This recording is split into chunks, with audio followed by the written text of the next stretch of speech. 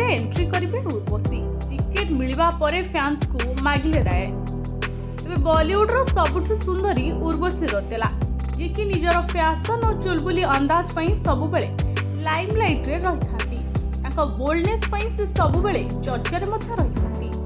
यासो निजर डांस एवं अभिनय दक्षता बलरे बॉलीवुड रो आरंभ करी तेलुगु तमिल सह विभिन्न भाषा रे अभिनय कर सारलेनी। तबे कम फिल्म सत्य से विलासपूर्ण जीवन यापन बितांती। एबे खबर आसुछि उर्वशी राजनीति रे प्रवेश करिया को चाहछंती। यह एक गुजब नुहे, एकथा से निजे तांको मुहरे मानिछंती। तबे एक साक्षात्कार रे उर्वशी कहिसंती राजनीति रे प्रवेश करिया पई मते टिकेट मिलछि।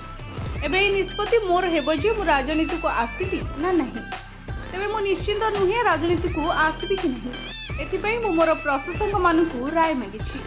उर्वशी अनुरोध पर तांकर प्रशासक माने निज निजर प्रतिक्रिया मध्य दैछंती। तबे अनेक कहिसंती जे से निश्चित राजनीति को आसबा कथा। यूजर एभली किछि कहिसंती कि नेत्री थिले मु निश्चित भोट दबा खुजिबी। सेहि बळे अनेक यूजर्स तांको राजनीति को न आसा को मध्य परामर्श दैछंती। किछि एहा मध्य कहिसंती जे फिल्म रे काम मिलु नाही बोली राजनीति को आसीबा को चाहछंती उर्वशी।